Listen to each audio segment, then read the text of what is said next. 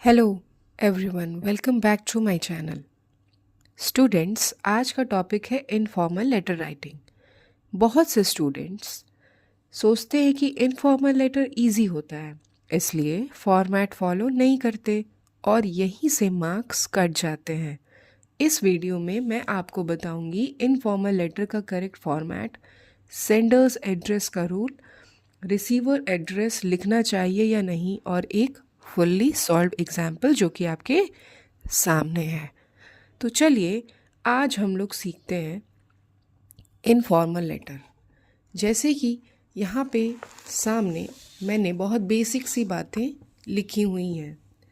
जैसे कि हम देख सकते हैं कि इनफॉर्मल लेटर जो होता है वो हम लोग अपने फ्रेंड्स, रिलेटिव्स और पेरेंट्स या फिर कज़िन्स को लिखते हैं। इसमें लैंग्वेज फ्रेंडली होता है, लेकिन एग्ज़ाम में हमें प्रॉपर फॉर्मेट फॉलो करना होता है। जैसे कि सबसे पहले है ये हमारा एड्रेस रूल। एड्रेस रूल में हमें ये ध्यान देना है कि हमारा जो सेंडर एड्रेस है वो प्रॉपरली लिखा होना चाहिए, लेकिन नाम नहीं होना चाहिए उसके साथ। सिर्फ हमें अपना एड्रेस लिखना है, जैसे कि यहाँ पे 34 सिविल लाइंस इलाहाबाद। ठीक है। इस इनफॉर्मल लेटर में हमेशा आपको याद रखना है कि रिसीवर्स एड्रेस नहीं होता है। ठीक है, रिसीवर्स एड्रेस नहीं होता है। इसमें पर्सनल लेटर्स आते हैं, रिलेशनशिप ऑलरेडी नोन, इसीलिए हम लोग इसमें क्या करते हैं, रिसीवर का एड्रेस नहीं लिखते हैं।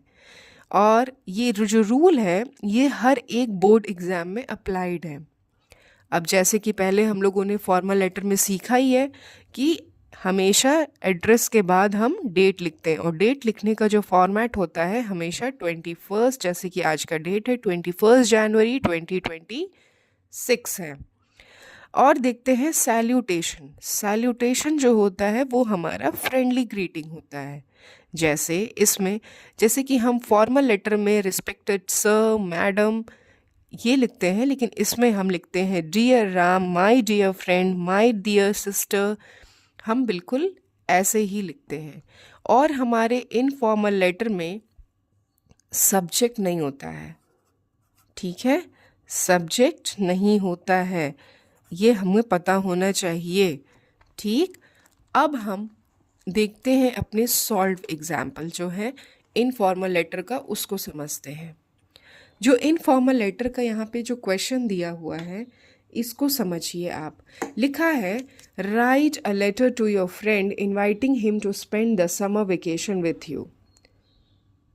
यहाँ पे हम लोगों ने अपना एड्रेस लिखा है, जिसमें देखिए सिंपल विदाउट नेम है, 34 मोहनलालगंज प्रयागराज।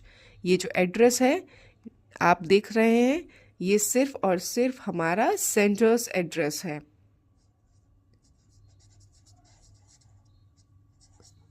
ठीक है, ये इम्पॉर्टेंट होता है। और देखिए जो डेट है उसको हम लोगों ने लिखा है एक लाइन छोड़ के, फिर उसके बाद यहाँ पे चूंकि ना ही रिसीवर का एड्रेस होता है ना ही सब्जेक्ट होता है, इसीलिए हम डायरेक्ट यहाँ पे सैल्यूटेशन कर देते हैं, जैसे कि मेरा दोस्त dear Ramesh.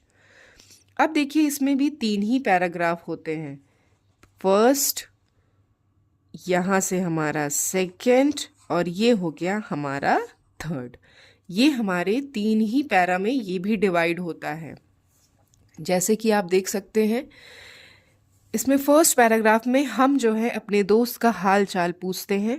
I hope you are in the best of your health. आप अपने सबसे अच्छे हेल्थ में होंगे। स्पिरिट्स मतलब आप जो अपनी एम है उसको कंप्लीट कर रहे होंगे।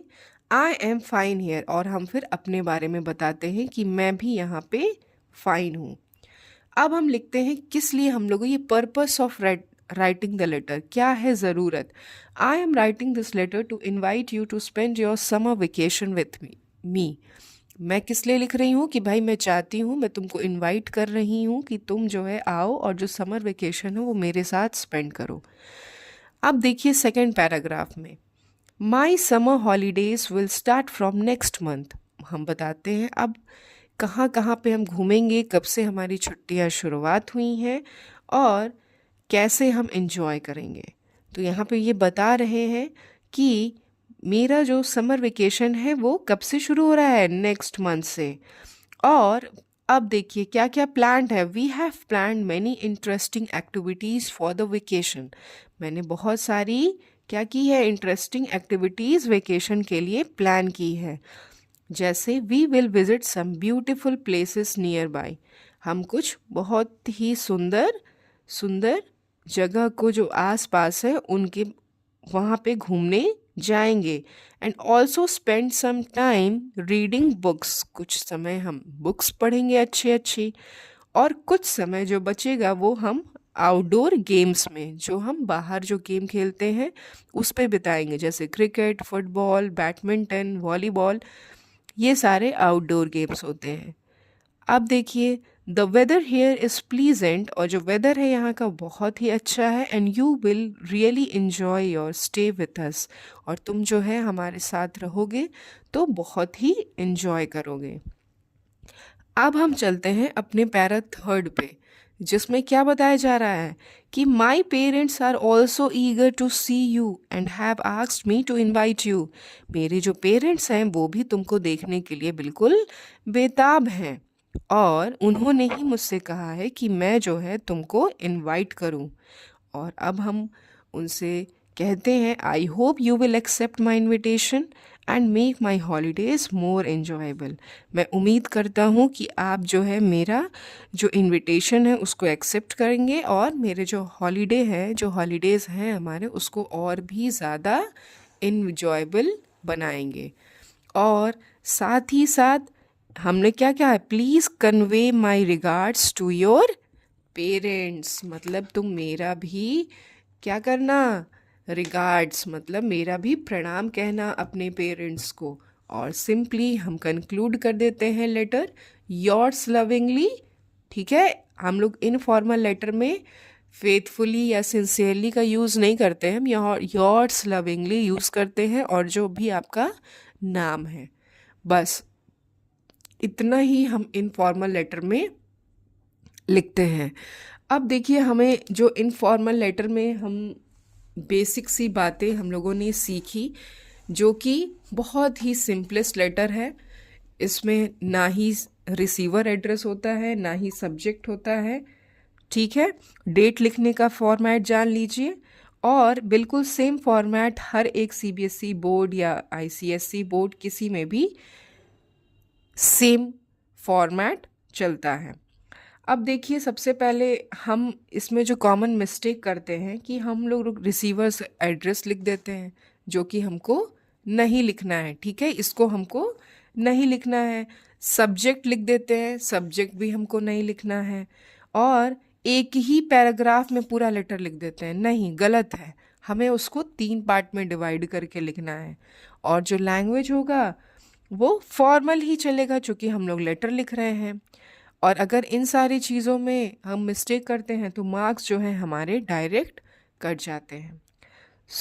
तो स्टूडेंट्स, इनफॉर्मल लेटर इजी तब होता है जब फॉर्मेट क्लियर हो, लैंग्वेज सिंपल हो और रूल्स फॉलो किए जाए। अगर आप इस फॉर्मेट पे 2 से 3 लेटर्स प्रैक्टिस कर लेंगे तो एग्ज़ाम में फुल मार्क्स लाना बिल्कुल पॉसिबल है।